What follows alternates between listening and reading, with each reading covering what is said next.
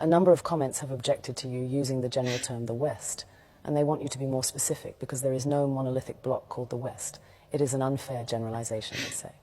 You know, it's strange, if you think about it. It's strange that you don't want me to call you the West. You don't want everyone to be lumped together under that term. It's not my term, it's your term. I didn't come up with it, you did. You call yourselves the West. Western civilization. We all grew up hearing about how wonderful the West is. Western achievement, Western thought, Western enlightenment. You're happy to take collective credit as the West for whatever you think is good. But for the bad things, you want to disassociate yourselves from it. When you're talking about the bad things, then you're like, well, what West are you talking about exactly? Who do you mean by the West? The way you people tell the story, people like Douglas Murray or Jordan Peterson or Sam Harris or Richard Dawkins or Hitchens, Christopher Hitchens, all these types, you would think that every European on the continent participated in painting the Sistine Chapel. Everyone painting in shifts. All of you collectively invented penicillin, from the telephone to airplanes, from the cotton gin to the microchip. You all did that as one gigantic team effort. We, the West, abolished slavery. We, the West, gave women the right to vote. We, the West, developed modern technology. You like being called the West then, but just bring up just one of your innumerable atrocities, and then everyone starts looking around. Who, me? Oh, you must have me mistaken for some other person, some other West. Shaggy. It wasn't me. My forefathers didn't own slaves. My forefathers didn't slaughter the Native Americans. My forefathers were just poor, innocent peasants. I have nothing to do with it. Innocent as can be. You want to take collective credit, but you want to individualize blame. But you'll say that Isaac Newton, for example, is a product of the West. Michelangelo was a product of the West. Mozart was a product of the West. Leonardo da Vinci, Thomas Edison, Steve Jobs, they're all products of the West. But somehow your villains are all bastards. Illegitimate children that you don't want to claim. No. Hitler was your child. King Leopold was your child. Harry Truman was your child. A man who killed more people in a matter of seconds than anyone in the history of the human race. And not to mention every American president after Truman. From the Korean War to Vietnam to the dirty wars in Central and South America to Panama, the first and second wars in Iraq, Somalia, Afghanistan, Libya, Syria, and before Truman.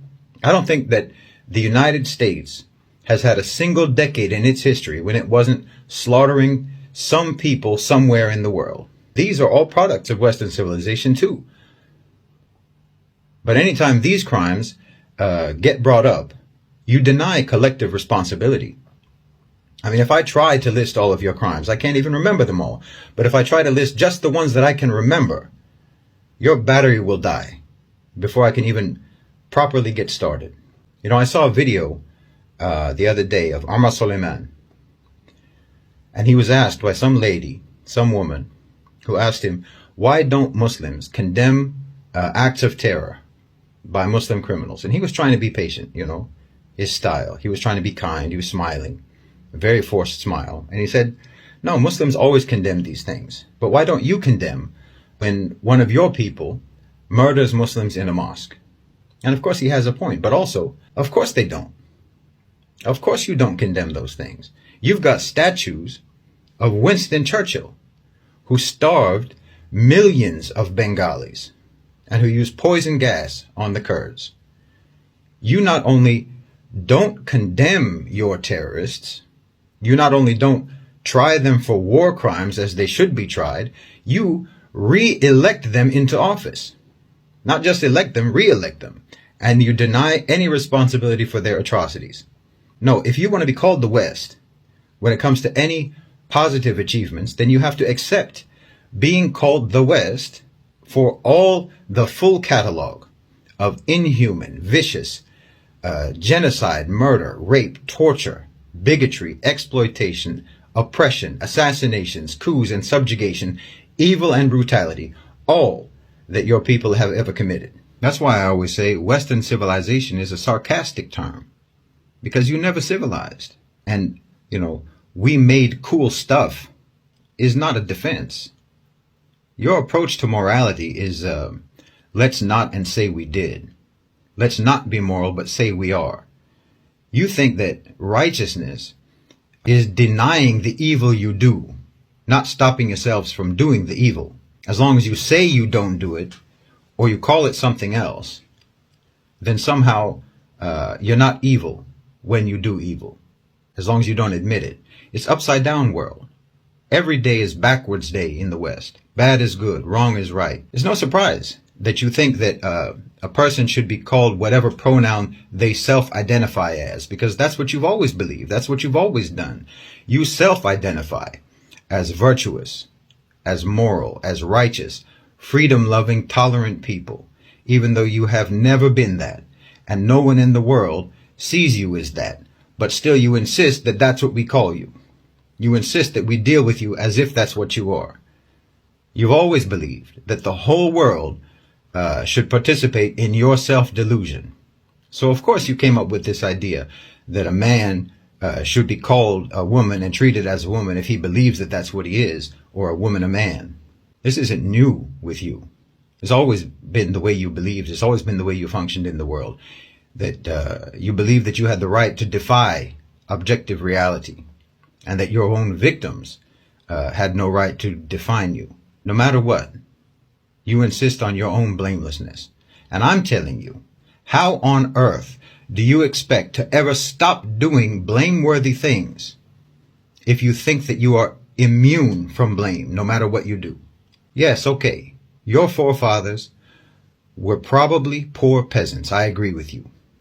They didn't participate in the crimes of the West. They didn't participate in colonization or imperialism. But then they also have no reason to take pride in the achievements of the West either, and neither do you. They were victims of the West in their own way, and so are you.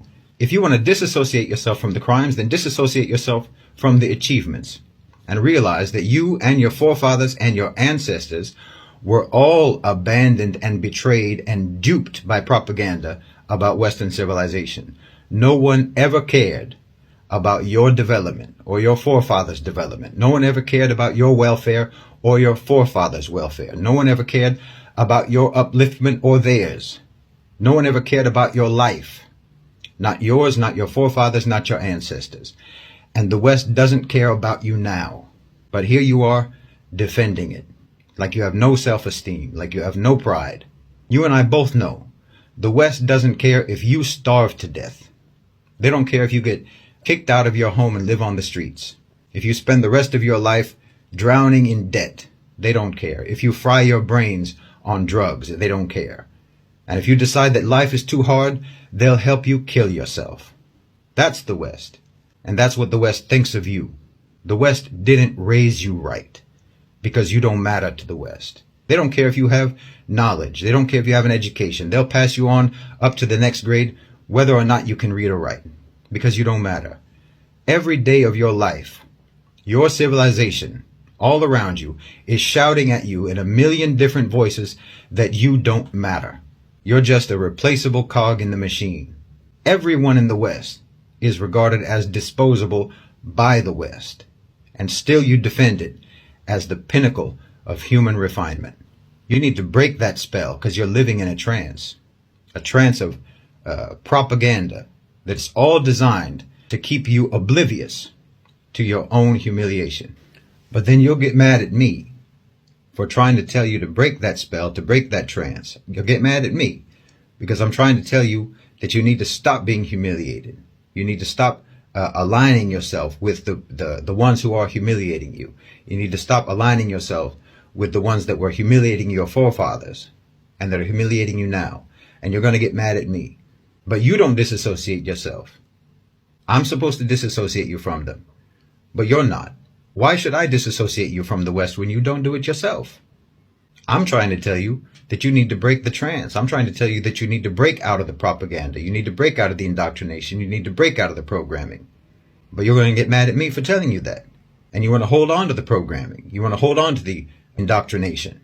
And then while you're holding on to it, I'm supposed to separate you from the indoctrination that you're holding on to. So how are you supposed to change?